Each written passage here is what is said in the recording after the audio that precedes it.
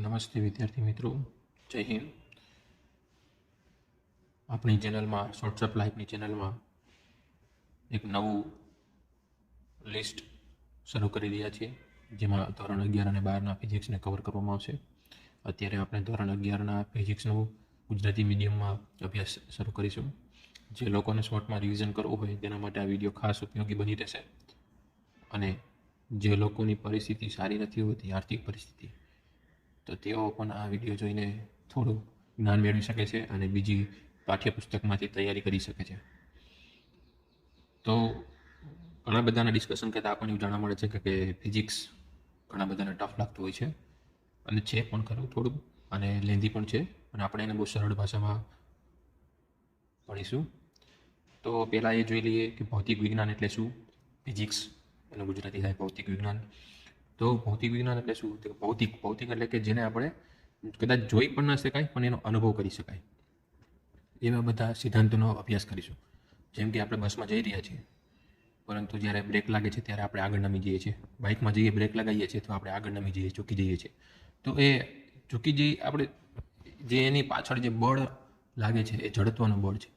તો એ નિયમ શીખીએ એટલે ફિઝિક્સ કહેવાય, બરાબર. એટલે પછી જે સ્પીડથી આપણે બાઇક ચલાવતા હોય, જેમ કે આપણે 20 કિલોમીટર પર અવરની સ્પીડથી બાઇક ચલાવતા હોય, તો તેના જેટલી સ્પીડથી હવા આપણી સામે અથડાતી હોય, જેટલું બાઇક ફાસ્ટ ચલાવીએ તેટલું જ હવાની ગતિ પણ આપણી સામે વિરુદ્ધ દિશામાં વધી જશે. ખ્યાલ આવે છે? તો આ બધું બળ, ગતિ, સમય, દ્રવ્ય વગેરેના સંયોજનના વિજ્ઞાનનો અભ્યાસ કરીએ એને કહેવાય ભૌતિક વિજ્ઞાન. હવે દ્રવ્યની વાત કરી છે, દ્રાવ્યની વાત નથી કરી. દ્રવ્ય એટલે કે ઘન પણ આવી જાય, લિક્વિડ પણ આવી જાય અને વાયુ પણ આવી જાય, બરાબર. ઘન, પ્રવાહી અને વાયુ ત્રણેય આવી જાય. એટલે કે બળ, ગતિ, સમય, દ્રવ્ય વગેરેના સંયોજનના વિજ્ઞાનના અભ્યાસને ભૌતિક વિજ્ઞાન કહેવાય. ઉદાહરણ ઘણા બધા અહીંયા છે, આપણે યાદ રાખવાની જરૂર નથી પણ સમજવાની જરૂર છે. પહેલું ઉદાહરણ છે બે પદાર્થો વચ્ચેનું ઘર્ષણ, બરાબર. આપણે જે શિયાળામાં ઠંડી લાગતી હોય ત્યારે હાથનું બે હાથનું આપણે ઘર્ષણ કરી અને ગરમી ઉત્પન્ન કરીએ છીએ, તેનાથી આપણને ઠંડીમાં આંશિક રાહત મળે છે. પછી બસમાં મુસાફરી દરમિયાન બ્રેકિંગ વખતે લાગતું બળ એટલે કે જડત્વનું બળ. ઉર્જાનું રૂપાંતર, આપણે જ્યારે બ્રેક લગાવીએ છીએ ત્યારે ઉર્જાનું રૂપાંતર કરી રહ્યા છીએ. બાઇક ચલાવતા હોય ત્યારે ઉર્જાનું રૂપાંતર કરીએ છીએ. આપણે ચાલતા હોઈએ, વોકિંગ કરતા હોઈએ ત્યારે પણ આપણે જે ભોજન લીધું હોય તેનું ઉર્જામાં રૂપાંતર થાય છે. ગતિ, બળ સાથે સંકળાયેલી બધી ઘટનાઓ, કુદરતી ઘટનાઓ, જેનો આપણે ટેકનિકલ અભ્યાસ કરીએ છીએ. ફિઝિક્સ એવી વસ્તુ છે જે આપણી આજુબાજુમાં થાય જ છે, પરંતુ આપણે એને સમજવાની છે, અને એનો ટેકનિકલ જ્ઞાન મેળવો તમે તો એને એન્જિનિયરિંગ કહેવાય. તો ભૌતિક વિજ્ઞાનનું કોઈને કંઈ પ્રશ્ન હોય તો તે કમેન્ટ બોક્સમાં પ્રશ્ન કરી શકે છે. હવેને આ જે ટોપિક શરૂ થાય છે એ સમજવા માટે આઈએમપી છે, એમસીક્યુ માટે આઈએમપી રહેશે. પહેલું જે ટોપિક છે એ ભૌતિક રાશિ છે. કેમ કે ફિઝિક્સ ભણતી વખતે ઘણા બધા પોઈન્ટ એવા આવશે કે જેને આપણે ઓળખવા પડે. હમણાં મેં વાત કરી કે આપણી આજુબાજુમાં થતી ઘટનાઓ, એ ઘટનાઓને ઓળખવાની છે.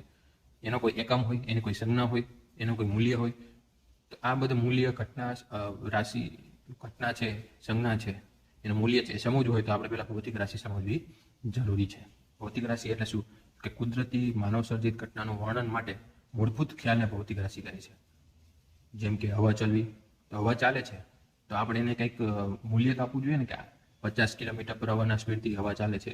વાવાઝોડું આવે ત્યારે ન્યૂઝપેપરમાં અને ન્યૂઝ ચેનલમાં વારંવાર ન્યૂઝ ફ્લેશ થતા હોય છે કે આ ચક્રવાત છે, આની સ્પીડ આટલી છે, આ ચક્રવાત છે, આની સ્પીડ આટલી છે, આટલાના ગતિથી હવા ચાલવાની સંભાવના છે, દરિયો ખેડવાની મનાઈ છે.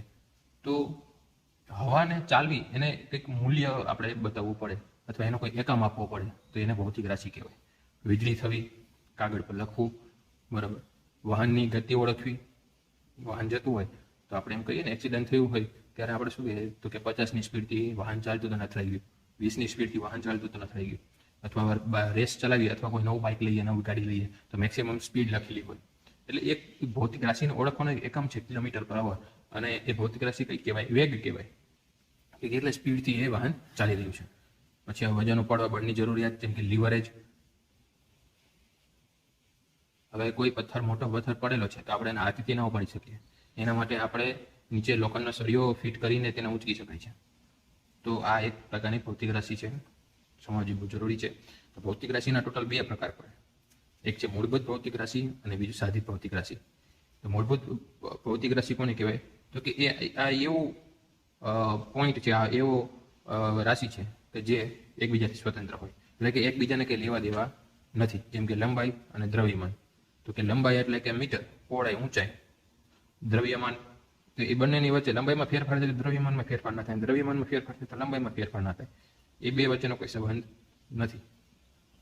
જેમ કે કોઈ માણસની વાત કરીએ, કોઈ વ્યક્તિ, એ વ્યક્તિનો 50 કિલો વજન છે તો એની હાઇટ પણ 6 ફૂટ છે, અને બીજો 100 કિલોનો વ્યક્તિ છે પણ એની હાઇટ પણ 6 ફૂટ છે. તો આ દ્રવ્યમાન અને લંબાઈની વચ્ચે કોઈ મેળ નથી.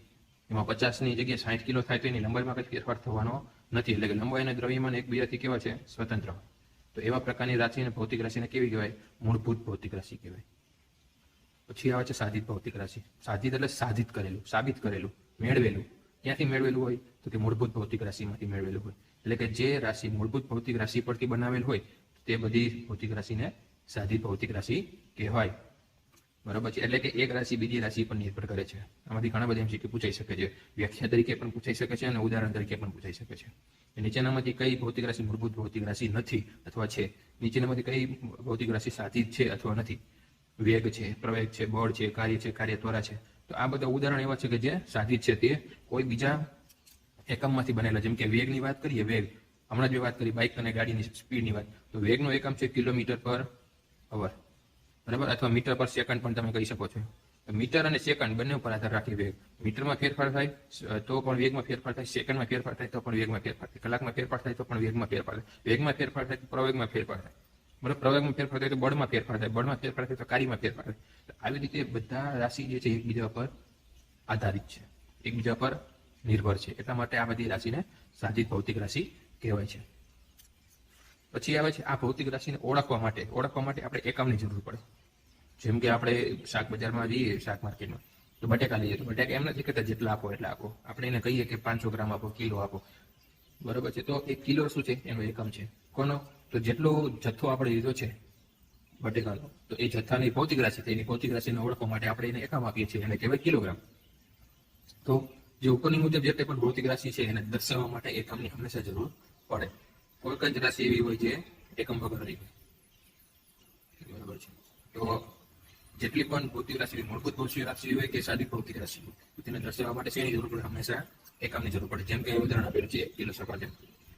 સફરજનનો જથ્થો છે, એ જથ્થાને શું કહેવાય? ભૌતિક રાશિ કહેવાય. ભૌતિક રાશિને દર્શાવવા માટે આપણે તેનો ઉપયોગ કરીએ છીએ કિલોગ્રામનો.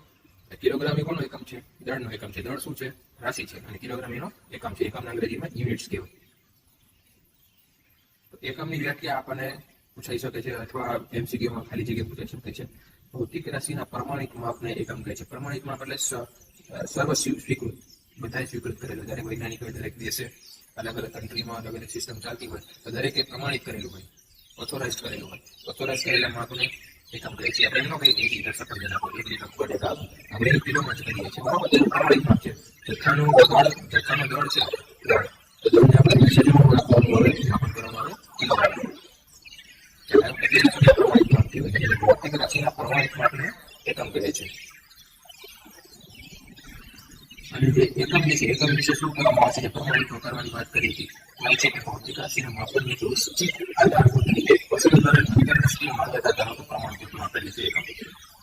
આંતરરાષ્ટ્રીય રીતે માન્યતા પ્રમાણભૂત માપ છે, આધારભૂત માપ પણ છે અને નિશ્ચિત છે. એટલે કે શું છે? કિલોગ્રામ છે તો તમે એને કિલોગ્રામ હોય તો 2 કિલોગ્રામમાં તમારો વજન સરખો જ રહે.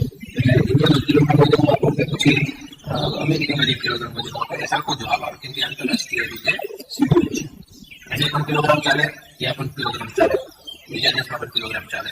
એટલા માટે આ એક કોમન એકમ કહી શકાય. તો પહેલા આપણે શું છે? ભૌતિક રાશિ પછી ઓળખવા માટે એકમ. તો એકમને ઓળખે તો કરવાનો લખવો તો પડે ને, લખવા માટે સંજ્ઞાની જરૂર પડે. તો સંજ્ઞા એ આપણે જોઈ છે કે કયા એકમની કઈ સંજ્ઞા છે, MCQમાં પૂછાઈ શકે છે. જેને બધી એક્ઝામોને પણ આપી છે, વિષય માટે પણ આપી છે. તો ભૌતિક રાશિના માપોને ચોક્કસ સંખ્યા અને તેને એકમની સંજ્ઞા લખીને દર્શાવે છે. જેમ કે સફરજન એક સંખ્યા તેની એકમથી કીધી. એકમ શું કહે છે? મૂળભૂત રાશિઓના એકમના મૂળભૂત એકમો કહેવાય. શું કહેવાય છે? મૂળભૂત એકમો કોને કહેવાય? તો કે જે એકમો મૂળભૂત રાશિ પરના એકમો હોય. મૂળભૂત એકમો એટલે શું? કે મૂળભૂત ભૌતિક રાશિઓ એના જે એકમો હોય મૂળભૂત એકમોથી જે બીજા એકમો બનાવેલા હોય એની સાથે આગળ જોઈએ મૂળભૂત રાશિ અને ભૌતિક સંચિત રાશિ. મૂળભૂત એટલે કે ડિફોલ્ટ એમાં કોઈ પ્રકારનું એકબીજા સાથે કનેક્ટેડ ના હોય. સામાન્ય રાશિ એટલે શું એકબીજા સાથે કનેક્ટેડ એ રીતે મૂળભૂત એકમ એટલે શું એવા એકમો કે જે મૂળભૂત ભૌતિક રાશિ એકમો હોય એ બધા મૂળભૂત એકમો કેવી અને જે એકમો મૂળભૂત એકમો એના સાથે એકમો વ્યક્તિ જેવી છે ફરક છે. તો બીજી વખતે એકમ વાત કરીએ છીએ તેમાં એકમ આપણે પોતાનો વધુ રાશિ મૂળભૂત એકમો અને સાચી એકમોને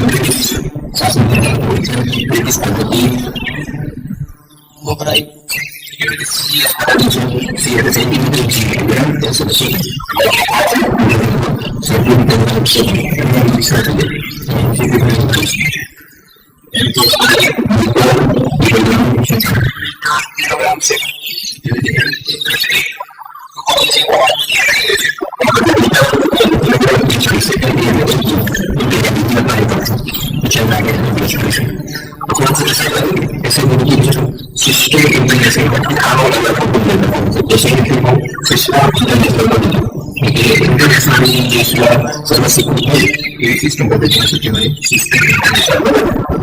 આંતરરાષ્ટ્રીય સ્તરે બરાબર છે. પછી આવે છે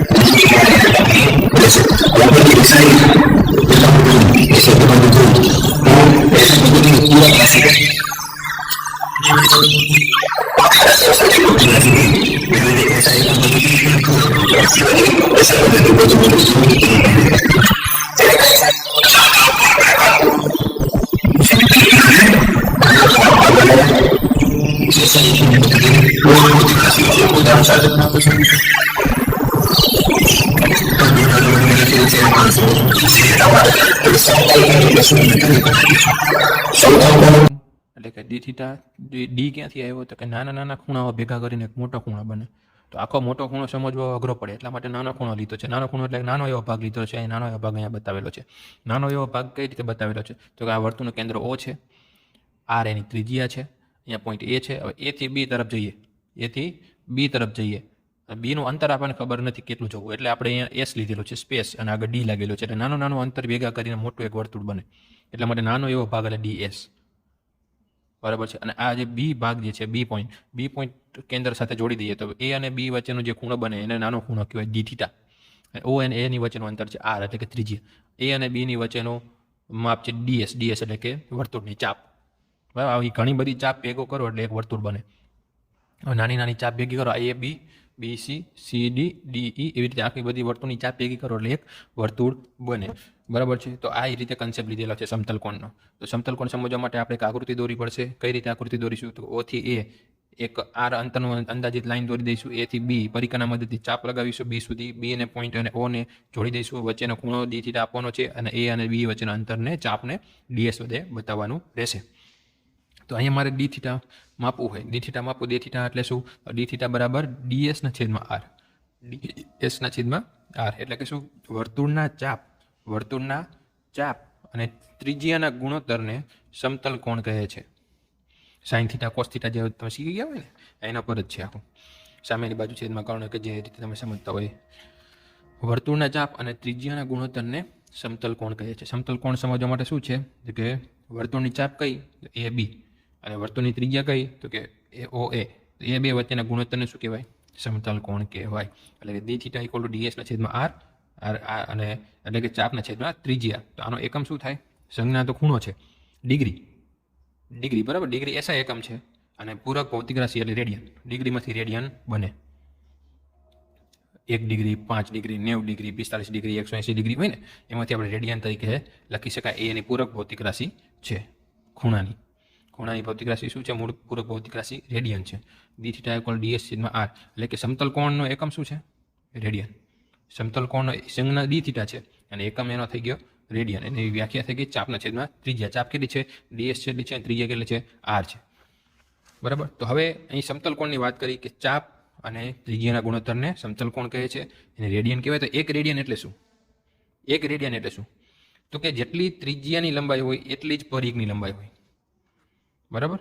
જ્યારે પરિઘની લંબાઈ એટલે કે એ બીની લંબાઈ આર જેટલી જ હોય તો ત્યારે જે ખૂણો બનાવે તેને એક રેડિયન કહેવાય. એટલે કે ત્રિજ્યા જેટલી લંબાઈના પરિઘ પરના ચાપને કેન્દ્ર સાથે આંતરેલા સમતલ કોણને એક રેડિયન કહે છે. સંજ્ઞા આર એ ડી કહેવાય. આર એ ડી, રેડિયો નહીં, રેડિયન. બરાબર છે. આમાં કોઈને કોઈ પ્રશ્ન હોય તો તમે કમેન્ટ બોક્સમાં જણાવી શકો છો. હવે અહીંયા આપણે વાત કરીએ તો કે સંજ્ઞા એની રેડિયન થઈ. એક રેડિયનની વ્યાખ્યા આવી ગઈ. અને સમતલ કોણ જ્યારે સરખા હોય, ત્રિજ્યા સરખી હોય અને પરિઘ પરના ચાપની પણ લંબાઈ સરખી હોય તો ત્યારે સમતલ કોણને એક રેડિયન કહેવાય. હવે આ એક વસ્તુ તમારે યાદ રાખવાની છે. હમણાં મેં વાત કરી કે ડિગ્રીની પૂરક કોણ છે, પૂરક ભૌતિક રાશિ છે ડિગ્રીની, રેડિયન છે. તો 1 ડિગ્રી બરાબર કેટલા રેડિયન થાય? તો કે પાઈના છેદમાં 180. 3.14 થાય ને પાઈ એટલે 22/7. તો 1 ડિગ્રી બરાબર શું થાય? પાઈના છેદમાં 180 રેડિયન. તો 1 રેડિયન બરાબર કેટલા ડિગ્રી? તો એનું ઉલટું થઈ જાય. 180 અહીંયા ગુણાઈ જાય, પાઈ છેદમાં જતા રહે. એટલે 1 રેડિયન બરાબર 180ના છેદમાં પાઈ ડિગ્રી. કોઈ પણ એક યાદ રાખશો તો બીજું યાદ રહી જશે. મૂળ ક્રોસ ગુણાકાર જ કરેલો છે, બીજું કંઈ નથી. એકને અહીંયા ગુણી દીધું એટલે 180 આવી ગયા, પાઈ છેદમાં જતા રહે એટલે અહીંયા પાઈ આવી ગયા અને એ ડિગ્રી થઈ. આ બાજુ ડિગ્રી છે, આ બાજુ રેડિયન છે. 1 ડિગ્રી બરાબર પાઈના છેદમાં 180 ડિગ્રી, 180 રેડિયન. 1 રેડિયન બરાબર 180ના છેદમાં પાઈ ડિગ્રી. તો આ જે સમતલ કોણ છે મેક્સિમમ કેટલો હોઈ શકે? 2 પાઈ રેડિયન જેટલો. કેટલો હોય સમતલ કોણ? 2 પાઈ રેડિયન જેટલો. 2 પાઈ એટલે ગણતરી કરો 360 ડિગ્રી થાય. ઘનકોણ એમાં રો અને આગળ ડી, નાના રો ભેગા કરો એટલે ઘનકોણ. ઘનમાંથી જે બનાવેલા હોય એવા ખૂણાઓ. ઘનમાંથી કોઈ ખૂણા બનાવેલો એવા ખૂણા એટલે ઘનકોણ. ઘનકોણ એટલે આપણે સાદી ભાષામાં જોઈએ ને આકૃતિ તમે ક્યાંક ને ક્યાંક રિયલ લાઈફમાં જોયેલી છે. આકૃતિ ક્યાં જોયેલી છે? તો કે તરબૂચ છે. તમે તરબૂચ લેવા જાઓ ત્યારે તમે દુકાનવાળાને એમ કહેશો તરબૂચ ચખાડો એટલે ત્યારે એમાં એક કાપો લગાડશે. એ કાપો આ જ આકારનો હોય છે. બરાબર ને? એટલે ગોળામાંથી તમે કાપ્યું હોય, ગોળાનીમાંથી પટ્ટી ન નીકળે, એમાંથી આ રીતે આખો કટકો નીકળે, જેમાં બધી બાજુ હોય, 3 બાજુ હોય ને ઊંચાઈ ને લંબાઈ પહોળાઈ બધું હોય એમાં, બરાબર. તો એને ઘનકોણ કહેવાય. તો અહીં આકૃતિ દોરેલી છે. આકૃતિમાં શું સમજવાનું છે, તો આ એક બોલ છે, બોલમાં ઉપર આપણે કાપ મારેલો છે. એ કાપ તો અંદર સુધી મારવાનો રહેશે, ત્યારે જ એ ત્રિકોણ આકારનો બનશે અને બહાર નીકળશે. તો એ બહાર નીકળેલો ભાગ અહીંયા બતાવેલો છે. અહીંયા વર્તુળનું કેન્દ્ર, અહીંયા ગોળાનું કેન્દ્ર O છે, ગોળામાંથી કટ મારેલું છે. અહીંયા કેન્દ્ર O છે, એ O અહીંયા બતાવેલો છે. અને એ જે આકૃતિ છે આ રીતે દોરાશે. 3Dમાં દોરેલી છે. 2Dમાં દોરીશ તો ખાલી ત્રિકોણ જ દેખાશે, પણ આપણે અહીંયા ઘન સમજવાનું છે, બરાબર. એટલે આપણે અહીંયા 3Dમાં દોરવી જરૂરી રહેશે. તો 4 બાજુઓ દોરી દીધી છે આપણે, અને ડેશ કરેલી લાઈન છે પાછળના ભાગમાં જે દેખાતી નથી, એટલે આપણે ડેશ કરીને દર્શાવવાની રહેશે. અહીંયા જે પૃષ્ઠભાગ છે, જે સપાટી છે, એનો ક્ષેત્રફળ છે DA હોય તો DA plus DA plus DA plus DA plus એવા અનંત હોય, એવા ભેગા કરો એટલે આપણને એક આખો એરિયા મળે, આખો ક્ષેત્રફળ મળે. આ ક્ષેત્રફળનો નાનામાં નાનો ભાગ એટલે સ્મોલ a, DA અહીંયા બતાવેલો છે, આગળ D લગાવેલો છે, બરાબર ને. આવા DA શું છે, તો આખી સપાટીનું જે ક્ષેત્રફળ છે એમાંથી નાનો એવો ભાગ, એટલે આગળ DA લાગેલો છે. ખ્યાલ આવી ગયો. અને એવી રીતે તે અહીંયા ત્રિજ્યા R છે, એ તો તમે કોમન જ રહે. આ પોઈન્ટથી આ પોઈન્ટની લેશો, આ પોઈન્ટથી આ પોઈન્ટની લેશો, કે આ પોઈન્ટથી આ પોઈન્ટની લેશો, તો ત્રિજ્યા તો સરખી જ રહેવાની છે, એટલે અહીંયા R લાગેલો છે. અને વચ્ચે જે સપાટી રહે છે, ખૂણાઓ બને છે, ખૂણાઓનો કોણ 2D હોત તો આપણે D થીટાથી બતાવીએ છીએ, પણ એ 3D છે એટલે D રોથી બતાવીએ છીએ. D રો બરાબર શું થાય, આગળ જે જોઈ ગયા પ્રમાણે D થીટા બરાબર શું થતું, તો DS/R. અહીંયા પણ એ જ છે, બરાબર. D રો બરાબર DA/R square, DA/R square. DA શું છે, તો ક્ષેત્રફળ છે, R શું છે, ત્રિજ્યા છે, ત્રિજ્યાનો વર્ગ થઈ ગયો. તો D રોને શું કહેવાય, સ્ટીરેડિયન કહેવાય, એનો સંજ્ઞા SR છે. તો આપણે ઘનકોણની વ્યાખ્યા જોઈ લઈએ. ગોળાના પૃષ્ઠ પરના ક્ષેત્રફળ, ગોળાનું પૃષ્ઠ પરનું ક્ષેત્રફળ એટલે કેટલું, આટલું છે. એ કયું છે, DA છે. અને ગોળાના કેન્દ્ર સાથે આંતરેલા કોણને ઘનકોણ કહે છે. યાદ રહી ગયું? શું કહેવા માંગે છે, ફરીથી એકવાર રિપીટ કરી દઈએ. ગોળાના પૃષ્ઠ પરને ક્ષેત્રફળ, એટલે ગોળો જ છે, એમાંથી આપણે નાનો ભાગ લીધો છે, તો એનું ક્ષેત્રફળ આટલું થયું. તો આ પૃષ્ઠ પરનું જે ક્ષેત્રફળ છે DA, એ DA કેન્દ્ર સાથે કેટલો ખૂણો બનાવે છે, ખૂણાને ઘનકોણ કહેવાય. તો આપણે આ રીતે દોરી દીધો, ને જે ખૂણો બને છે 4 બાજુઓનો આ ક્ષેત્રફળ સાથે, એને D રો કહેવાય, એટલે કે ઘનકોણ કહેવાય. તો આ ઘનકોણ કઈ રીતે લખી શકાય, સૂત્રની મદદથી. DA/R સ્ક્વેર, DA એટલે ક્ષેત્રફળ છે, R એટલે ત્રિજ્યા છે, અને આનો ગુણોત્તરને આપણે એકમ કે સ્ટીરેડિયન. અહીંયા રેડિયન છે સમતલ કોણ માટે, અને ઘનકોણ માટે સ્ટીરેડિયન છે, એની સંજ્ઞા SR છે. સ્ટીરેડિયન અને રેડિયનમાં મિક્સ ના થઈ જાય. તો હવે સ્ટીરેડિયન એટલે શું, તો કે 1 મીટર ત્રિજ્યાવાળા ગોળાની સપાટી પરના 1 મીટર સ્ક્વેર ક્ષેત્રફળ વડે તેના કેન્દ્ર સાથે અંતરેલ કોણને એક સ્ટીરેડિયન કહે છે. અહીંયા કેટલું રાખવાનું, ક્ષેત્રફળ કેટલું હોવું જોઈએ, 1 મીટર સ્ક્વેર. જોઈએ ક્ષેત્રફળનો એકમ મીટર સ્ક્વેર છે, એટલે ક્ષેત્રફળ કેટલું રાખવાનું, 1 મીટર સ્ક્વેર રાખવાનું. અને ત્રિજ્યા કેટલી રાખવાની છે, 1 મીટરની રાખવાની છે. તો 1 મીટર ત્રિજ્યાવાળી ગોળાની સપાટી પરના 1 મીટર ક્ષેત્રફળ વડે તેના કેન્દ્ર સાથે આંતરેલ કોણને એક સ્ટીરેડિયન કહે છે. મહત્તમ ઘનકોણ કેટલો હોય, 4π સ્ટીરેડિયન. આ બે વસ્તુ મોસ્ટ અહીં બી યાદ રાખવાનું છે. મહત્તમ સમતલ કોણ 2π રેડિયન, મહત્તમ ઘનકોણ 4π સ્ટીરેડિયન. આમાં કોઈને કંઈ પ્રશ્ન હોય તો તમે કમેન્ટ બોક્સમાં જણાવી શકો છો. તો આપણે સમતલ કોણ અને ઘનકોણ જોયા. સમતલ કોણ અને ઘનકોણ શું છે, તો કે SI પદ્ધતિના પૂરક ભૌતિક રાશિ છે. પૂરક એકમો છે. તો એ પૂરક ભૌતિક રાશિ કઈ, તો કે રેડિયો એક્ટિવિટી. રેડિયો એક્ટિવનો એકમ શું છે, ક્યુરી. મેડમ ક્યુરી યાદ આવ્યા, સાયન્ટિસ્ટ હતા, વૈજ્ઞાનિક હતા, જેમણે રેડિયમની શોધ કરી હતી. રેડિયમ આપણે ઘડિયાળમાં ચમકતું હોય ને, એ પ્રમાણે એક રેડિયમ ધાતુ પણ આવે જે ચમકતું હોય, અંધારામાં એ ચમકે. એ ચમક શેના માટે છે, એ ખરેખર તો એ રેડિયો એક્ટિવ પદાર્થ છે. રેડિયમના કોન્ટેક્ટમાં આપણે હવાય નહીં, તેનાથી કેન્સર જેવી બીમારી થઈ શકે છે. તો આ જે શોધ કરી હતી કે રેડિયમમાંથી લાઇટ કઈ રીતે પ્રસરે છે, કઈ રીતે લાઇટ ઉત્પન્ન થાય છે, એની શોધ મેડમ ક્યુરીએ કરી હતી. એટલા માટે રેડિયો એક્ટિવિટીનો એકમ ક્યુરી કહેવાય છે. બરાબર. તો ક્યુરી એટલે શું, બહુ મોસ્ટ ટાઈમ વ્યાખ્યા કહી શકાય છે MCQ માટે, અને આપણે આગળ જ્યારે અભ્યાસ થશે, એક્ઝામ્પલ આવશે ત્યારે આનો ઉપયોગ થશે. તો ક્યુરી એટલે શું, તો કે જે રેડિયો એક્ટિવ પદાર્થમાંથી દર સેકન્ડે 3.7 × 10⁻10 સેકન્ડ માઇનસ, એટલે આ સેકન્ડ માઇનસને તમે છેદમાં પણ લખી શકો છો. કોઈ પણ એક રીતે તમે લખી શકો છો, બંને રીતે લખી શકે છે. 3.7 ગુણ્યા 10⁻10 એસની -1 ત્યારે આવે છેદને ઉપર લઈ જઈએ ત્યારે. અને બીજી રીતે પણ લખી શકાય 3.7 ગુણ્યા 10⁻10 પર સેકન્ડ. 1 સેકન્ડમાં કેટલું? તો કે 3.7 ગુણ્યા 10⁻10 ન્યુક્લિયસનું વિભાજન થાય તે પદાર્થની એક્ટિવિટીને 1 ક્યુરી કહે છે. તેની સંજ્ઞા C છે. શું કહેવા માગે છે? તો કે જે રેડિયો એક્ટિવ પદાર્થમાંથી દર સેકન્ડે કેટલા ન્યુક્લિયસનું વિભાજન થવું જોઈએ? 3.7 ગુણ્યા 10⁻10 પર સેકન્ડ. 1 સેકન્ડે આટલા ન્યુક્લિયસ નીકળવા જોઈએ. ન્યુક્લિયસ એટલે શું? તો કે ઇલેક્ટ્રોન, પ્રોટોન અને ન્યુટ્રોન. જેમ કે યુરેનિયમ તમે ક્યાંક સાંભળ્યું હશે, થોરિયમ તમે સાંભળ્યું હશે, પ્લુટોનિયમ સાંભળ્યું હશે, રેડિયમ સાંભળ્યું હશે. આ બધા એવા ધાતુઓ છે જે રેર છે, બહુ ઓછી માત્રામાં પૃથ્વી પર અવેલેબલ છે, પરંતુ બહુ ઉપયોગી છે. પરમાણુ હથિયાર બનાવવા માટે છે, પાવર પ્લાન્ટ બનાવવા માટે ઉપયોગી થાય છે, એટમ ક્લોક બનાવવા માટે પણ એનો ઉપયોગ થાય છે. તો આ બધા ધાતુઓ શું કરે છે? એમાંથી વિકિરણો નીકળતા હોય જે આપણને દેખાતા નથી પણ શરીરની અંદર અસર કરે છે. તો એ વિકિરણો એટલે શું? તો કે ઇલેક્ટ્રોન, પ્રોટોન અને ન્યુટ્રોન એટલે કે ન્યુક્લિયસ. એ ન્યુક્લિયસ કેટલું નીકળે છે? 3.7 ગુણ્યા 10⁻10 પર સેકન્ડ. 1 સેકન્ડમાં આટલા ન્યુક્લિયસ નીકળે તો તેને 1 ક્યુરી કહેવાય. ક્લિયર થાય છે બધાને? ઓકે, તો આમાંથી આટલું યાદ રાખવાનું છે. પૂરક રાશિ કઈ? Radio activity. એનો એકમ શું? તો ક્યુરી. ક્યુરી એટલે શું? તો કે જે રેડિયો એક્ટિવ પદાર્થમાંથી દર સેકન્ડે 3.7 ગુણ્યા 10⁻10 પર સેકન્ડ ન્યુક્લિયસનું વિભાજન થાય તે પદાર્થની એક્ટિવિટીને 1 ક્યુરી કહેવાય છે અને તેની સંજ્ઞા CI છે. હવે આપણે ઘણા એકમો છે જેનો ઉપયોગ કરીશું એક્ઝામ્પલ માટે, દાખલા ગણવા માટે, અને અત્યારે પણ થોડોક યાદ રાખીશું MCQ માટે. તો યાદ રાખવાના છે. આ સમજવાનું તમારાથી એવું કંઈ છે નહીં, પણ જે કંઈ ટૂંકામ ટીકી રીત હશે તે આપણે યાદ રાખીશું. દશાંશના ગુણકો અને ઉપગણકો. જો દશાંશના ગુણકો એટલે શું? કે 10ના ગુણકો, અને ઉપગણકો એટલે કે 1ના છેદમાં જે આવતું હોય એ બધી વસ્તુ. 1/10, 1/100, 1/1000, 1/10,000 એવી રીતે. અને આ રહ્યું છે 1 ગુણ્યા 1000, 1 ગુણ્યા 10,000, 1 ગુણ્યા 15,000.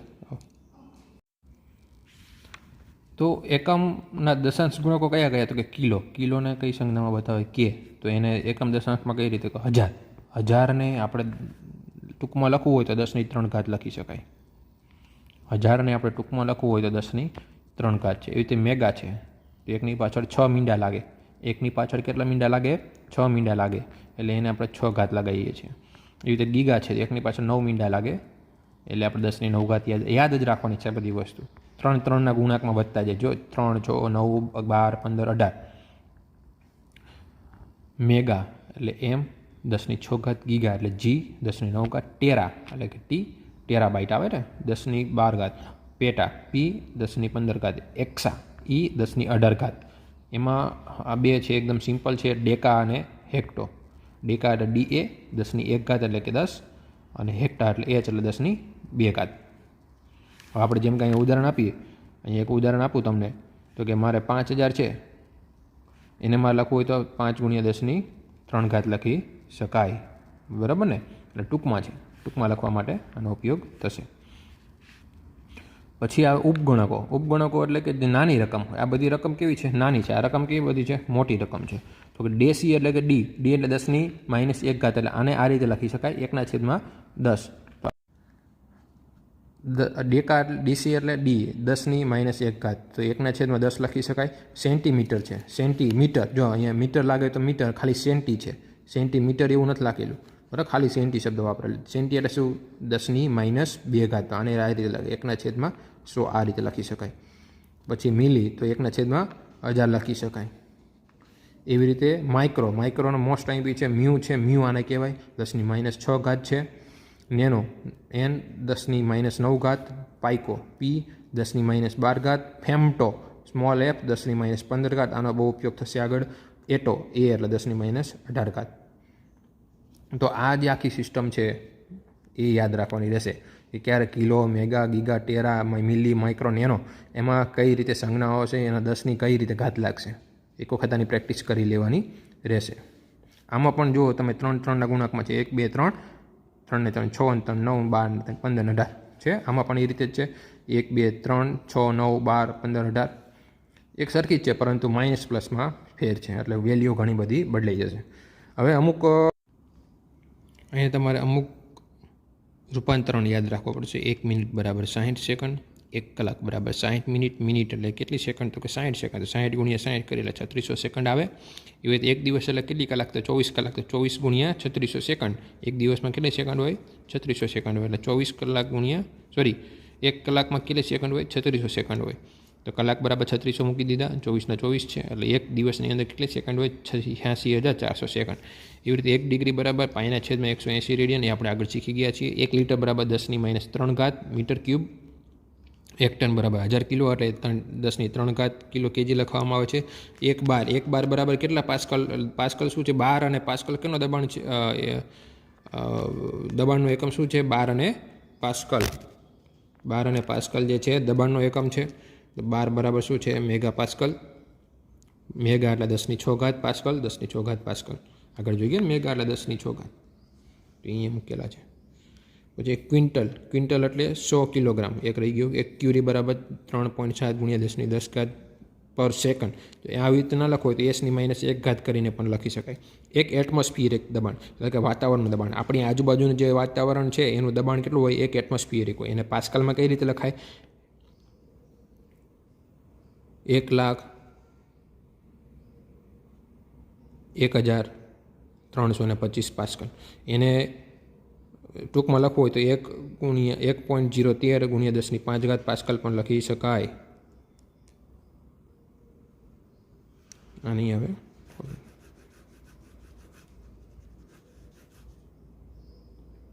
ક્લિયર થાય છે? ઓકે, તો આજના લેક્ચરમાં આપણે આટલું ભણેલા છીએ. આમાંથી કોઈને કંઈ પ્રશ્ન હોય તો તમે કમેન્ટ બોક્સમાં જણાવી શકો છો. આપણો વિડીયો કેવો લાગ્યો એ પણ કમેન્ટ બોક્સમાં જણાવી શકો છો. ટૂંક સમયમાં બીજો ટૉપિક પણ આવી રહ્યો છે.